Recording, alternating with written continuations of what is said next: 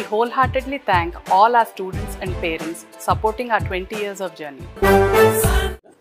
తెలుగు ప్రేక్షకులకు నమస్కారం. నేను మీ ప్రశాంత్ గుండియాల. వినాయక చవితి ఉత్సవాలకు సమయం ఆసనం అవుతుంది. ఈ నేపథ్యంలో ఎలా అనుమతులు తీసుకోవాలని చెప్పి చాలా మందికి అనుమానాలు ఉన్న పరిస్థితి. వీటన్నిటిని నివృత్తి చేసేందుకు శ్రీకాకుళం కలెక్టర్ స్వప్నిల్ దినకర్ ఉన్నారు.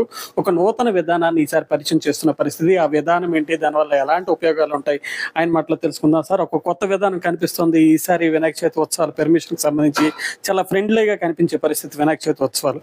ఎలా ఈ సిస్టమ్ రూపొందించారో, ఎలా పెర్మిషన్లు పొందాలి?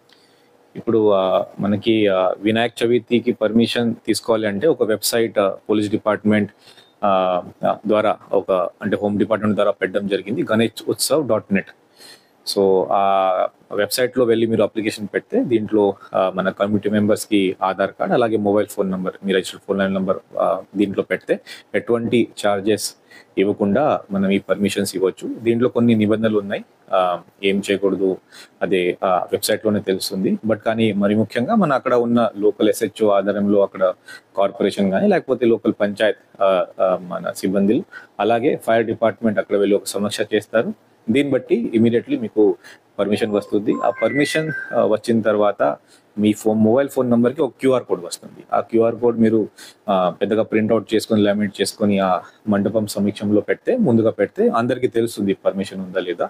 సో దయచేసి ప్రతి ఒక్కరూ ఈ వినాయక చవితి సందర్భంగా ఈ రూల్స్ అండ్ రెగ్యులేషన్స్ పాటిస్తే బాగుంటుంది.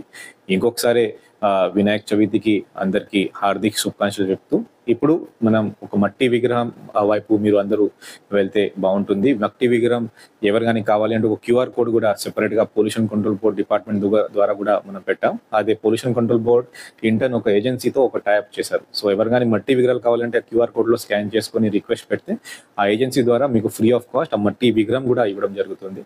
ఇది కాకుండా చివరికి మన నాగావళి నదిలో వినాయక నిమజ్జనం చేయడం జరుగుతుంది. ఆ రోజుకి అక్కడ కావాల్సిన అన్ని అంటే సేఫ్టీ సెక్యూరిటీ ఎక్విప్మెంట్స్ ఒక మున్సిపల్ కార్పొరేషన్ నుంచి ఒక పెద్ద క్రేన్ కానీ, అలాగే మన ఫిషరీస్ డిపార్ట్మెంట్ నుంచి స్విమ్మర్స్ కూడా మనం అన్ని ఏర్పాటు చేస్తాం. దయచేసి ప్రతి ఒక్కరూ అక్కడ వచ్చి మాత్రమే మీరు నిమజ్జనం చేస్తే బాగుంటుంది. సొంతంగా సపరేట్గా నది లోపల వెళ్తే ప్రమాదం జరిగే అవకాశం ఉంది. కాబట్టి ప్రతి ఒక్కరూ మున్సిపల్ కార్పొరేషన్ పెట్టిన ప్లేస్ అంటే మనకి ఈ పొన్నాడ బ్రిడ్జ్ ఒకటి ఉంది, అక్కడ లాస్ట్ ఇయర్ కూడా జరిగింది, ఈ ఇయర్ కూడా అక్కడ మనం పెడతాం. మరి ఒకసారి వినాయక చవితికి అందరికీ హార్దిక శుభాకాంక్షలు. ఈ గణేష్ చవితి ఉత్సవాలు జరుపుకోవాలంటే చిన్న పిల్లల నుంచి పెద్దవాళ్ళు జరుపుకుంటారు. వాళ్ళు పెర్మిషన్లు తీసుకోవాలంటే పోలీసులు అన్నా మీ అధికారులు అన్నా కూడా భయపడుతున్న పరిస్థితి. ఇప్పుడు ఈ విధానాన్ని అంతటి సింప్లిఫై చేశారు. ఒక చిన్న మొబైల్ దీంట్లో ఓపెన్ చేస్తే పెర్మిషన్స్, ఇవి ఎలాంటి రిజల్ట్స్ ఇస్తాయి భవిష్యత్తులో ఈ విధానం? అంటే పబ్లిక్ సాటిస్ఫాక్షన్ పెరుగుతుంది. ఇది కాకుండా పబ్లిక్ బాధ్యత కూడా పెరుగుతుంది. సో మనం పర్మిషన్ తీసుకున్నాం, ఈ పర్మిషన్లో ఇది చేయాలి, ఇది చేయకూడదు, అది కూడా వాళ్ళకి ప్రతి ఒక్కరికి తెలుస్తుంది. కాబట్టి మంచి రిజల్ట్స్ వస్తాయి, పబ్లిక్ సాటిస్ఫాక్షన్ పెరుగుతుంది, అండ్ మనం ఒక రెస్పాన్సిబుల్ సిటిజన్ గా కూడా ఇంకా ముందుగా శ్రీకాకుళం డిస్ట్రిక్ట్ కి తీసుకువెళ్తాం. దేశవ్యాప్తంగా ఒక పెద్ద పండుగ వినాయక చవితి, కంట్రోల్ చేయడం కూడా మీ డిపార్ట్మెంట్స్ కూడా కష్టంగా ఉంటుంది పరిస్థితి. సేఫ్ గా జరుపుకోవాలి ప్రజలు అంటే మీరు ఎలాంటి విధానాన్ని సజెస్ట్ చేస్తారు?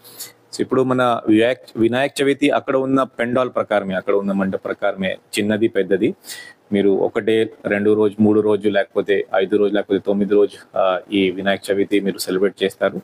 దయచేసి ప్రతి ఒక్కరూ ఈ టైం నిబంధన పాటిస్తే బాగుంటుంది. ప్రతి చోట్ల మనం ప్రొటెక్షన్ మనం ఇవ్వలేము, చిన్న దీనికి మనం అసలు ఇవ్వలేము.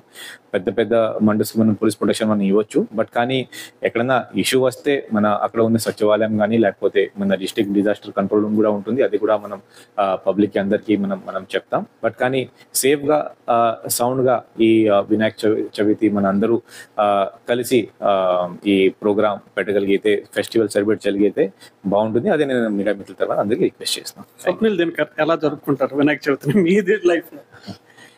నేను మహారాష్ట్ర నుంచి. సో వినాయక చవితి చాలా పెద్ద పండుగ అక్కడ. సో టోటల్ 9 days 10 days చాలా మంచిగా అక్కడ చేస్తారు. అలాగే ఇక్కడ శ్రీకాకుళం లాస్ట్ ఇయర్ కూడా చాలా బాగా చేశారు. సో డెఫినెట్ గా ఈ ఇయర్ కూడా బానే వినాయక చవితి కూడా బానే సెలబ్రేట్ చేస్తాం, పబ్లిక్ తో కలిసి కూడా సెలబ్రేట్ చేస్తాం. Thank you. ఇది శ్రీకాకుళం కలెక్టర్ క్లారిటీ ఇచ్చేశారు. ఈసారి ఒక నూతన విధానాన్ని ప్రజలకు పరిచయం చేస్తున్నామని, ఏదైతే ganeshutsav.net ఈ మొబైల్ దీంట్లో లాగిన్ అవ్వడం ద్వారా, ఈ వెబ్సైట్లో లాగిన్ అవ్వడం ద్వారా అటు మున్సిపల్తో పాటు ఫైర్ డిపార్ట్మెంట్, ఎలక్ట్రిసిటీ డిపార్ట్మెంట్ 3 డిపార్ట్మెంట్స్కు ఎటువంటి రుసుము చెల్లించకుండా నేరుగా అనుమతులు పొందే అవకాశం ఉందని చెప్పి శ్రీకాకుళం కలెక్టర్ చెప్తున్నారు. దీనికి సంబంధించి ఒక క్యూఆర్ కోడ్ కూడా జనరేట్ అవుతుందని, దాన్ని వినాయక ఉత్సవ మండపం సమీపంలో అందుబాటులోకి ఉంచుకుంటే ఎటువంటి ఇబ్బందులు లేకుండా ఒక ఏదైతే ఆనందమైన వినాయక చవితిని జరుపుకోవచ్చు అని చెప్పి ఆయన చెప్తున్నారు. ఇంకోవైపు పర్యావరణ పొల్యూషన్ కంట్రోల్ బోర్డు నుంచి కూడా ఒక నూతన విధానాన్ని శ్రీకాకుళం వాసులకు పరిచయం చేశారు.